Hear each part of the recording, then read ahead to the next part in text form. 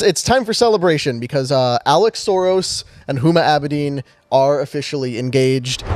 And then, after divorcing Anthony Weiner, because, you can harvest adrenochrome and torture children, but God forbid you can't get caught sexting. doing it. You can't get caught with any of that. They divorced. She's apparently been single for quite some time and is now happily engaged to Alex Soros, completing the circle on the globalist cabal here. The relationship between Huma Abedin and Alex Soros, they share common, albeit sinister, interests and backgrounds. It mockingly proposes that even evil people can find partners, hinting they might have met through nefarious activities. In case you needed, more reason to see how disgusting and incestuous the globalist cabal is, the son of George Soros is now, as Rob said, engaged to be married to the ex-wife of Anthony Weiner.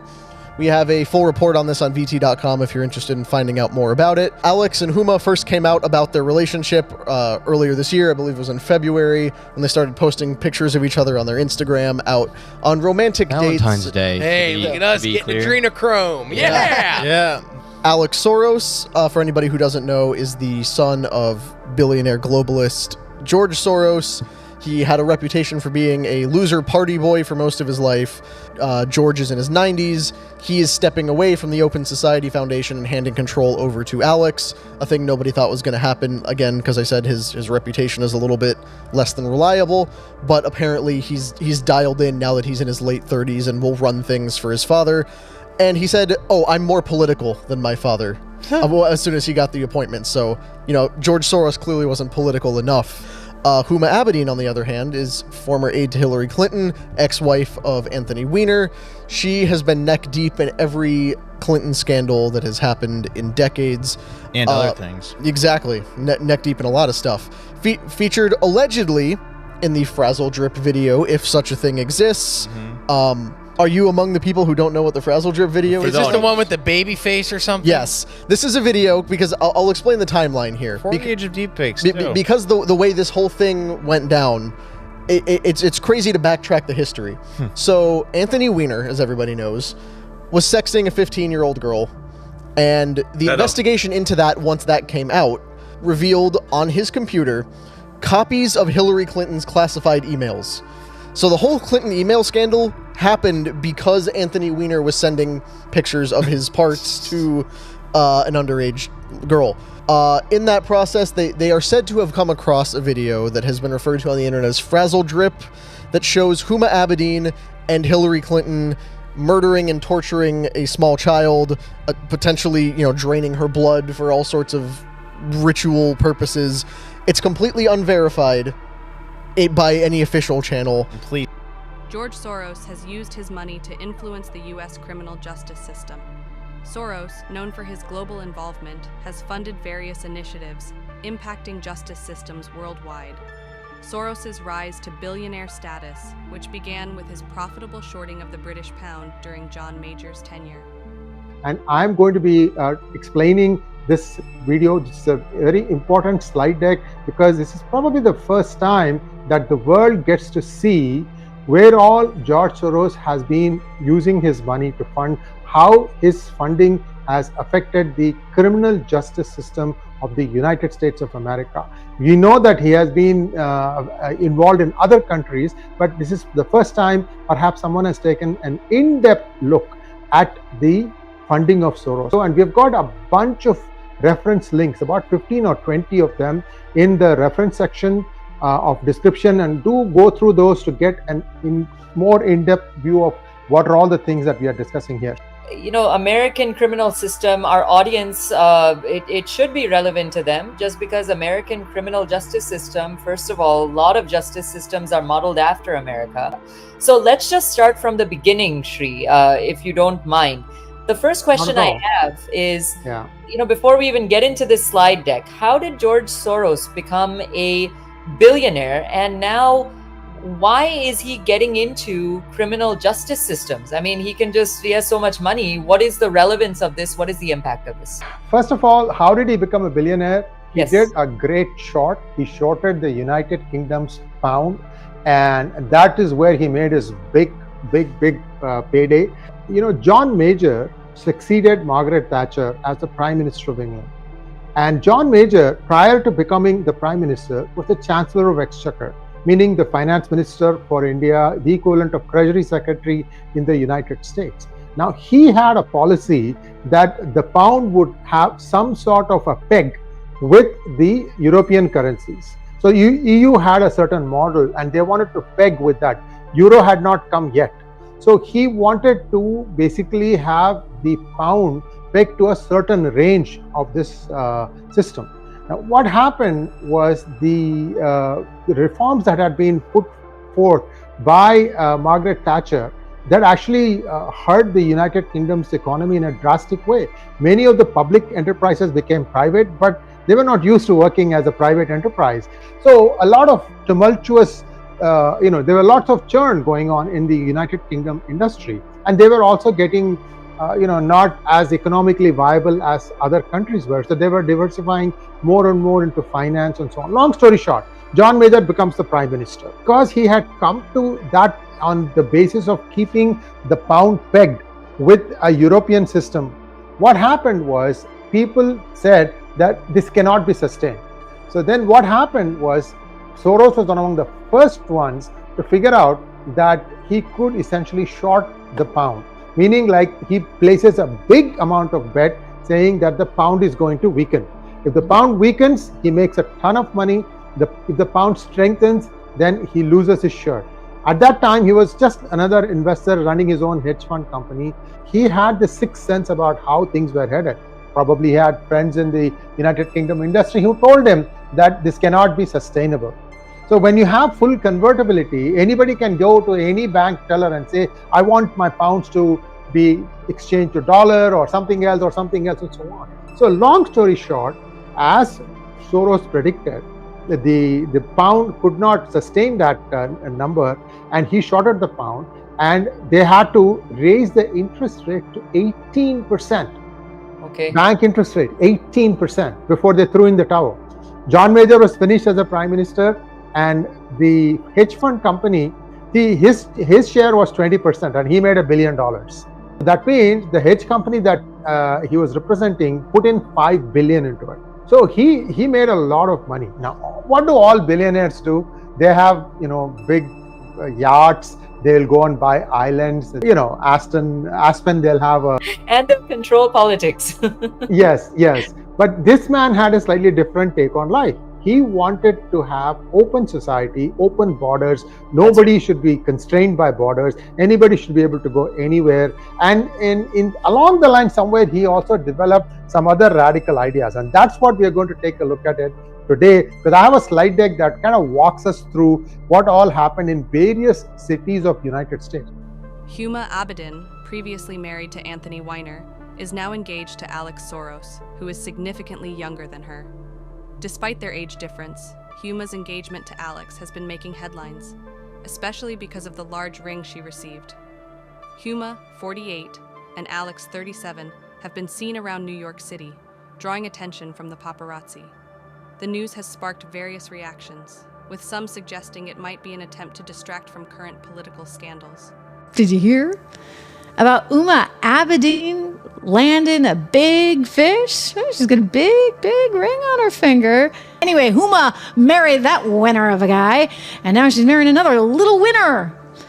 Little Alex Soros, who's quite little compared to her. In fact, he's like more than a decade or so younger than her, I think. There's like an 11-year May-December thing going on. So it's a Thursday afternoon in the middle of July. You got to watch Trish Regan. Occasionally she can get a little bit.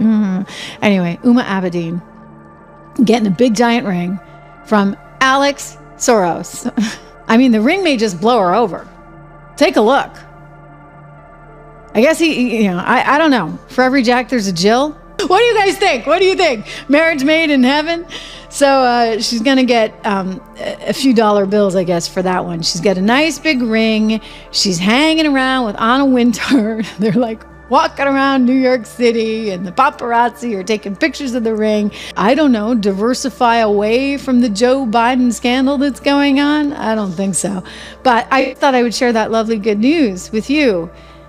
Huma Abedin, 48 years old, marrying the 37-year-old Alex Soros, who's going to take over for Anthony Weiner. You know, as we talk about Joe Biden, it's a good chance, by the way, before I get to some of these other big stories, because we need to talk, ladies and gentlemen, about the Supreme Court. And we need to talk about AOC. But you think about just the bad health that Joe Biden's in. And I'm not saying that taking your vitamins is going to fix it all ever, right? Like it's genetic if you're so unfortunate as to be in the position that he's in right now. George Soros has announced his succession plan, handing control of his $25 billion empire to son, Alex Soros. Despite previously stating he didn't want any of his 5 children to take over his Open Society foundations, Soros believes Alex has earned it. But now, after his marriage with Huma Abedin, people are starting to doubt his intention towards the people. Billionaire financier and philanthropist George Soros has laid out his succession plan, telling the Wall Street Journal that he is handing control of his massive empire to son Alexander Soros. The choice is not an obvious one, as Soros, now 92, once said he did not want his Open Society foundations, known as OSF, to be taken over by one of his 5 children. The elder Soros said, quote, "He's earned it." Soros is known for his huge donations to liberal causes, something Alex said he plans to continue doing, telling the Journal that he is more political than his father. "As much as I would love to get money out of politics, as long as the other side is doing it, we will have to do it too." The OSF board elected Alex as its chairman in December, and he now directs political activity as president of Soros's Political Action Committee. According to the Journal, the foundation directs about $1.5 billion a year to groups such as those backing human rights around the world and helping to build democracies. Alex Soros' engagement to Huma Abedin, a former aide to Hillary Clinton with alleged anti-India views, raises concerns for Indian Americans. Abedin's ties to Pakistan and the Muslim Brotherhood, along with George Soros' funding of groups perceived as divisive, fuel worries about increased radicalism and division. I like the title of this slide. The new development is basically Alex Soros has gotten engaged. So why don't you talk to us, Shri, a little bit about this. Leave the question to you. Why is this not good for Indian Americans? Why is this not good for India? 2 things. Huma Abedin was a former aide to Hillary Clinton. Yep. And she is closely connected with Muslim Brotherhood. And also she is of, I think she may have been born in Pakistan, if I'm not wrong. The very pronounced anti-Hindu, anti-India attitude. And Soros has been funding what I would call as alphabetic soup of organizations. Why I say alphabet soup is because these people will have 1 or 2 words: American, Muslim, ISNA, Islamic Society of North America, IAMC, Indian American Muslim Council, ICNA, Islamic Center for North America, CAIR, Council of American Islamic Relations. So all these things, I lump them together as alphabet soup because somewhere along the line you will see that the Soros Open Society Foundation has put money in there. I'll give you another example. Hindus for Human Rights. It's an organization which sounds Hindu, but it is funded by Soros and it's run by a person called Sunita Vishwanath, who has been working with Soros for donkey's years. So when you look at the foundation name, Hindus for Human Rights, and the face of that is Sunita Vishwanath, we think that, oh, this must be genuine. So there are so many such things. Far from it. And, even in India, it was a very known fact and it made headlines. I was there in India at the time, but I believe his name was Salil Shetty, who is the, if I'm not mistaken, vice India chief of Open Society Foundation. He was part of many things that created division and discord in India, including CAA, including farmer protests. So indirectly, Open Society Foundation is funding divisive activity in the form of Shell, in the form of from here to there, in the form of whatever. Is this lady, Huma Abedin, is she active? And I just, Shri, my first question is actually, I just wonder how these two met. What was the first date like? This marriage was not made in heaven. This marriage was made in some deep state office where there was a meeting and they said, this sounds like a good combination. A lot of lines, right? I just wonder what that first date conversation is, because there's quite an age difference between the two as well. Huma Abedin, now you have the ages on this slide. She's in her late 40s, 47. Soros' son is in his late 30s. This sort of partnership, since his son is now running this foundation, her alliances, her connections, what does it mean for Indian Americans? And I just want to put a disclaimer on this. We're not here. I don't think the talk is about being against any religion or being for any religion. It is against being against radicalism. That's what we're talking about. It's being against divisive activity. What do all us Indian Americans, people living, NRIs living in America right now, people in India, what do we need to watch out for here? Well, if you are going to a university campus, if your kid is in the campus, and sometimes the way they went after the Jewish kids after the October 7th incident, it has died down now, not because of any change in heart. It's just that the campuses have shut down for summer. Once fall comes, wait till fall comes. This will be back again. All those things, it doesn't matter which campus, small, medium, large, all of them had similar colored tents. And all these tents came up overnight. How can a student come up with an identical set of 30 tents, 50 tents? Clearly somebody has managed it. Somebody has been funding all this stuff. Today I'm hearing that Rahul Gandhi wants to start a railway strike. Yeah. So anytime you want to start a protest, then what happens is, first of all, the government is on the back foot. They don't want to be like dictatorial and snuff it at the first attempt. They want to try and let them, vent or whatever. But this fellow, elections are October 15th onwards. So if he starts it in September, it gives him enough momentum that by the time assembly elections are there, protest is in full force, full form, at least getting full media attention. He went to actually shoot with who he thought were locomotive drivers, but then they were all paid professionals in uniform. And the real driver once came up and said, this is all a fake. They are shooting it somewhere. It's not even in a loco yard. They do all these kinds of things, and you have to be aware of where things are coming from. Certainly, educating people is going to be helpful. We have about 5 more slides, and we're already 35 minutes into the program. I don't know if you want to continue or not, but maybe 1 or 2 slides where there are some important conclusions that we can just draw from what happened. I'll just whiz through these things. Which city? Because almost every city has been impacted by this. 6 weeks ago, confirmed it on Instagram, and celebrated in Italy. Abedin, previously married to Anthony Weiner, is now reportedly happy and in love. The couple, who met through a mutual friend, made their public debut at the Met Gala in May and have been traveling together over the summer.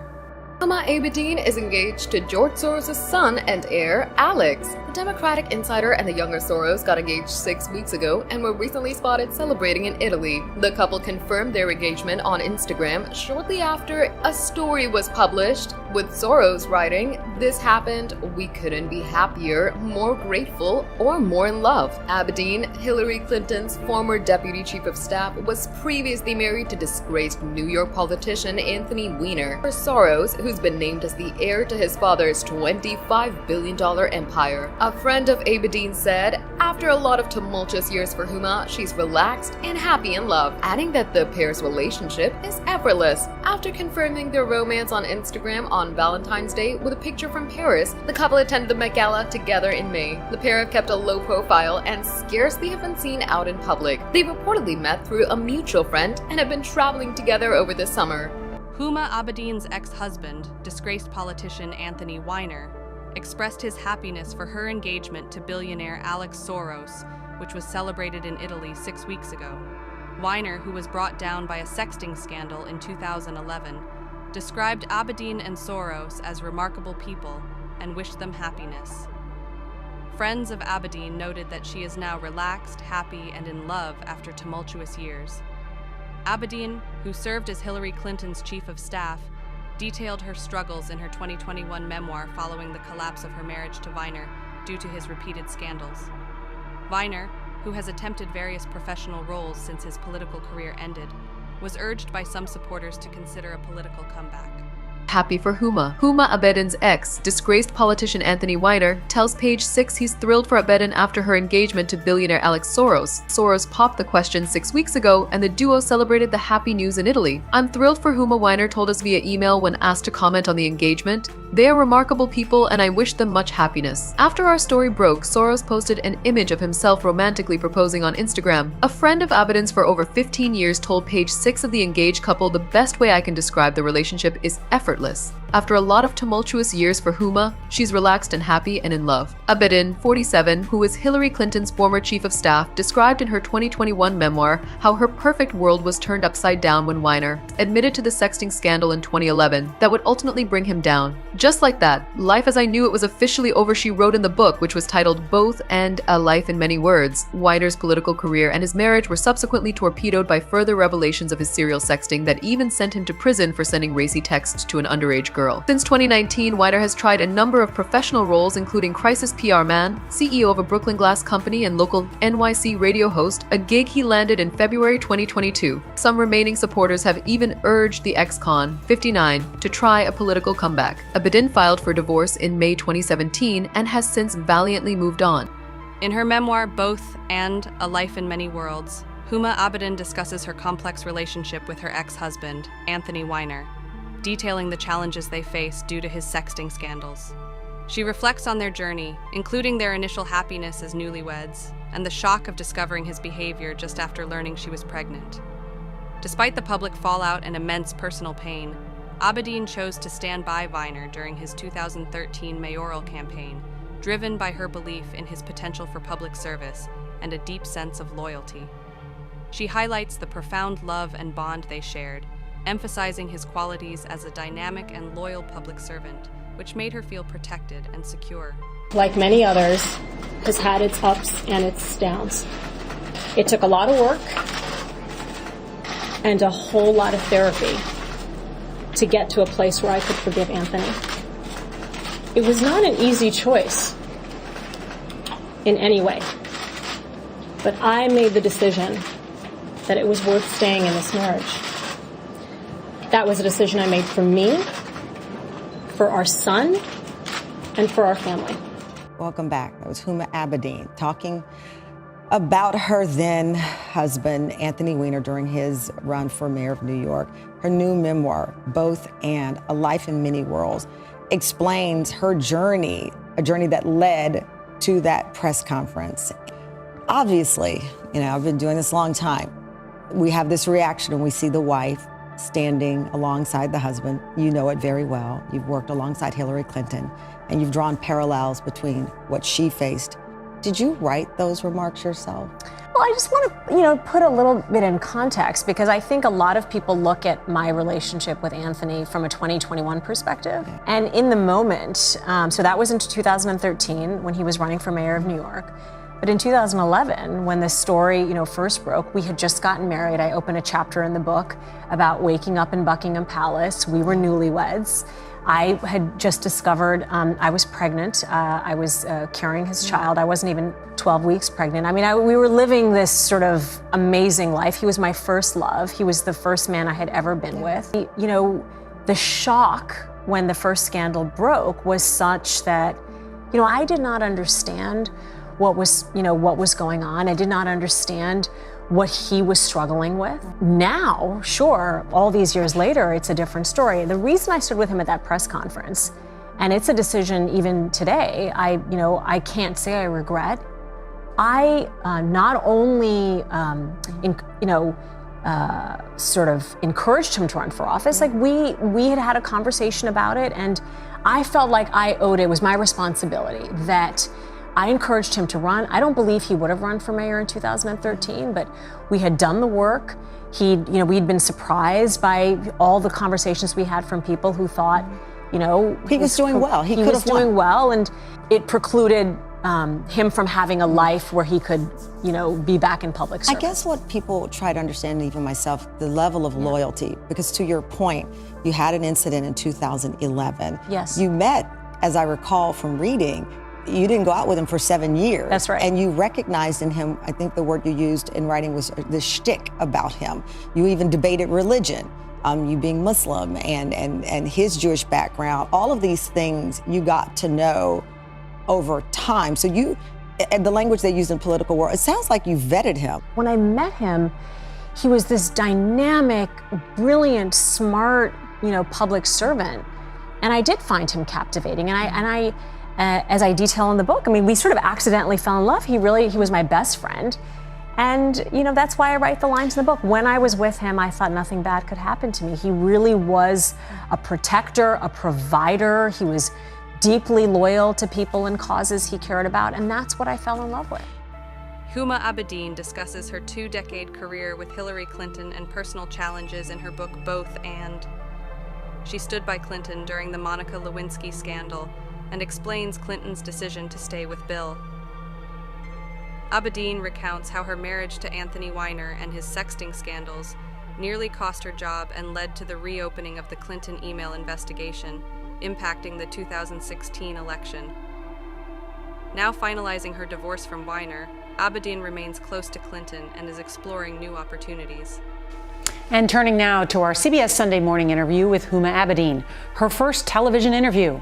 After 2 decades of being in the background as an aide to Hillary Clinton, her marriage to former Congressman Anthony Weiner pushed her into the spotlight. Well, now she's telling her own story in her new book, Both And, published by Scribner, a division of Viacom CBS. Did you ever think you'd then end up spending 25 years working with Hillary Clinton? Not for a second. Huma Abedin's first job was an intern in the Clinton White House when another intern, Monica Lewinsky, was in the headlines. And she was with Hillary Clinton after the president admitted he'd lied about Lewinsky. Indeed, I did have a relationship with Miss Lewinsky that was not appropriate. You wrote, I was sad and angry on behalf of the woman who is now my boss. Because on the one hand, it was like, we're doing this really important stuff. What's happening here? And I just stayed focused on my job and stayed focused on her. You also addressed the age-old question. Why did Hillary stay with Bill after that? I do. She made the decision that she thought was right for herself, her family, and her country. Did she choose country over her marriage? What does that mean? I think that's the both and. It was not, in my opinion. Abedin says loyalty is at the core of her relationship with Hillary Clinton when Anthony Weiner's sexting scandals made front-page news. I had been informed by a colleague I was about to be let go, but given our long relationship that Hillary needed to fire me herself. And she shocked me. She did not believe it was the right thing to do. The two women had been through a lot together. 2 decades earlier, you had watched Hillary Clinton deal with a cheating husband, Bill Clinton. Did any of that experience inform you? Well, every marriage and every relationship has its own ups and downs. I was getting up every day and just trying to survive. Abedin didn't think she'd survive what may have been the biggest impact of the Weiner scandals. Material found on her husband's laptop led FBI Director James Comey to reopen the investigation into Clinton's emails in the final days of the 2016 election. Let me tell you who did not blame me. Hillary Clinton. Never once. Well, Huma Abedin is still Hillary Clinton's chief of staff, but is looking for what's next. As for her marriage, she is in the process of finalizing her divorce from Anthony Weiner. Alex Soros has expressed strong support for Kamala Harris, praising her as the best and most qualified candidate. George Soros is a major Democratic donor, having contributed significantly, including a $5 million donation following Joe Biden's debate with Donald Trump. His financial support extends to various Democratic candidates, liberal think tanks, and grassroots organizations, but also to causes and groups that have sparked controversy, such as Black Lives Matter protests and pro-Palestine movements. This has led to concerns within the Jewish community about the Soros family's influence and support for anti-Israel organizations. Despite Alex Soros's endorsement of Harris, there are reports that other wealthy donors prefer a more competitive primary contest for the Democratic nomination. Now, George Soros' son and the heir to his liberal empire, Alex Soros, has thrown his support behind Kamala Harris, calling her the best and most qualified candidate we have. Yeah, George Soros is a significant donor to the Democratic Party, which makes him an influential member of the Democratic Party. He donated $5 million alone the day after Joe Biden's debate with Donald Trump. Historically, he will likely be remembered for the chaos he caused. Most recently, he was accused of funding Black Lives Matter's protests and the pro-Palestine encampments on some of our elite college campuses. Their financial contributions support Democratic candidates, liberal think tanks, and grassroots organizations, but a lot of anti-Israel organizations as well. I think that the Jewish community is not impressed with this particular endorsement. And while Kamala might have Alex's glowing review, it's being widely reported that other billionaire donors want an open contest. Okay, well, that's interesting. Look, who knows what will happen, but I guess we'll find out in the next few weeks.